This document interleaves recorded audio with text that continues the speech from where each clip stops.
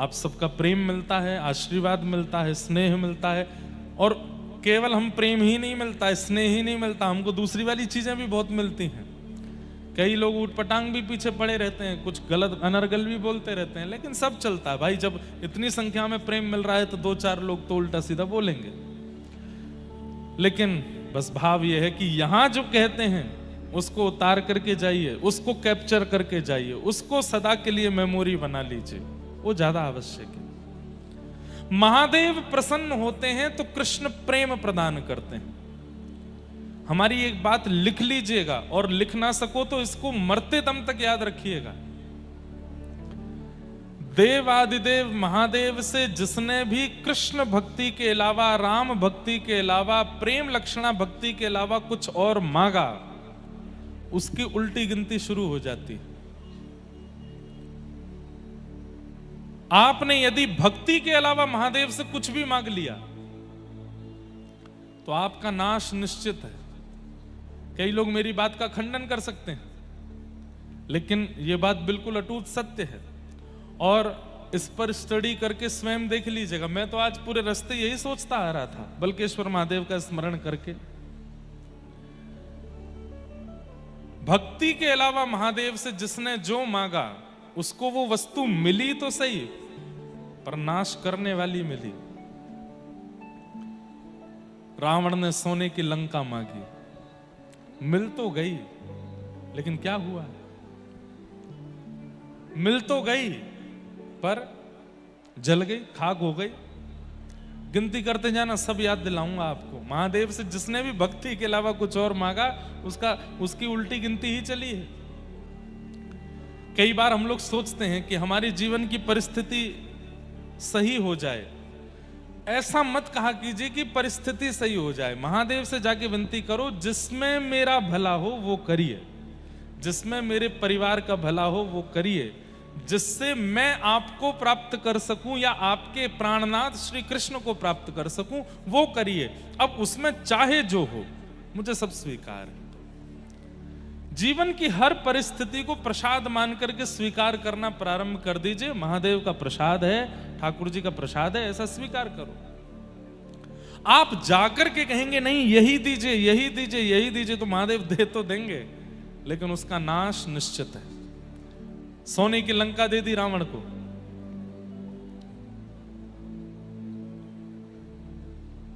पूरी लंका जल गई। सारे देवता आकाश से देख रहे थे, महादेव भी नंदी पर बैठ करके देख रहे थे, हंस रहे थे, बढ़िया हुआ। देवताओं ने कहा आपने ही तो दी थी इसको, आप क्यों हंस रहे हो? महादेव बोले राम विहीन जो भी वरदान में देता हूं, भक्ति विहीन जो भी वरदान में देता हूं, उसमें मेरी प्रसन्नता नहीं होती। वो मैं केवल पीछा छुड़ाने के लिए देता हूं, तू लेके जा और मेरा पीछा छोड़। इसलिए अच्छा है जल गई, नाश ही इसका निश्चित था। किसी ने रावण को जाके बता दिया तुम 24 घंटे राम जी का स्तोत्र गाते रहते हो, वो महादेव का स्तोत्र गाते रहते हो, प्रणाम करते रहते हो, जब तुम्हारी लंका जली थी वो भी हंस रहे थे। तो रावण लंका से कैलाश गया और कैलाश में जाकर के शिकायत करता है महादेव से।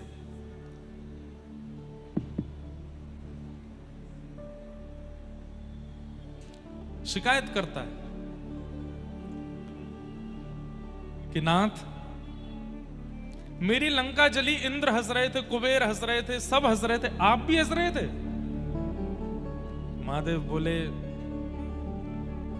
हंस तो रहे थे। बोले आप क्यों हंस रहे थे? बोले तुमने लंका मांगी और लंका मांग करके तुमने मेरे ही प्राणनाथ प्रभु को परेशान करना शुरू कर दिया। जो बोले ये बात मत करिए मुझसे, बस ये बताइए कि आप इतने आपने हंसी क्यों की मेरी लंका? आपको पता है मैंने जो किया वैसा कोई नहीं कर सकता। महादेव बोले अच्छा क्या किया तूने? सर काट काट के चढ़ाए आपके ऊपर, 10 सर चढ़ाए थे मैंने आपके ऊपर। कोई कर सकता है आपका भक्त?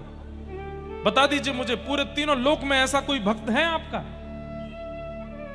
महादेव बोले सुन, ज्यादा एहसान मत कर मेरे ऊपर। मेरे 11 सिर हैं और तूने 10 सर चढ़ाए थे, तो 10 सर चढ़ाने से 10 रूप तो प्रसन्न हो गए, एकादशवा रूप यानी 11वां रूप प्रसन्न नहीं हुआ, वही हनुमान बन करके गए और तेरी पूरी लंका जला के आ गए। इसलिए मुझको मत बताओ कि मैंने क्या किया क्या नहीं किया। मुझे राम बहुत प्रिय है, मुझे कृष्ण बहुत प्रिय है। अभी प्रसंग आएगा, ठाकुर जी जब 8-9 दिन के हो गए तो महादेव दर्शन करने गए हैं गोपाल जी का। वहां राम जी जब 6 दिन के हो जाते हैं तो वहां राम जी का दर्शन करने महादेव जाते हैं। इसलिए भैया कभी मन में लग रहा हो कि व्रज के प्रति, ठाकुर जी के प्रति प्रेम लक्षणा भक्ति नहीं बढ़ पा रही है तो महादेव की शरण में जाओ और महादेव के चरणों में इसी भाव से प्रणाम करो कि मेरे चित्त में प्रिया प्रियतम के प्रति प्रेम बढ़े। मुनिंद्र वृंद वंदिते त्रिलोक शोक हारिणी राधा कृपा कटाक्ष कौन गाता है? महादेव गाते हैं। इसलिए हम तो अभी मुक्तिनाथ गए थे नेपाल में, तो वहां हम संकल्प लेके आए कि हम कालांतर में मानसरोवर में कथा करेंगे और मानसरोवर में भागवत सुनी होगी, शिव महापुराण सुनी होगी, हम वहां रास पंचाध्याय सुनाएंगे, ठाकुर जी के वृंदावन का रास सुनाएंगे और ऐसी तिथि में कथा करेंगे जिसमें पूर्णिमा आवे और पूर्णिमा के दिन मानसरोवर पर रास विहार होगा। तब महादेव गोपीश्वर बन करके आएंगे और उस रास में प्रवेश करेंगे। हमारी बातें कभी कई बार कई लोगों को भाती नहीं, लेकिन उसमें इलॉजिकल बात नहीं है, हम मन से भाव से सोच के ही बोलते हैं। मीराबाई जब बोलती थी ना, उनकी बातें भी किसी को अच्छी नहीं लगती थी। नरसिंह मेहता जब बोलते थे तब बाद में ही सब स्वीकार करते हैं। इसलिए कई लोग हमारी बात भी कहते ये कोई बात है। हमने एक बार ऐसा कहा कि महादेव के ऊपर ओम नमः शिवाय कह के जल चढ़ाते हो, उनको ज्यादा आनंद नहीं आता होगा, राम राम राम राम राम कहते।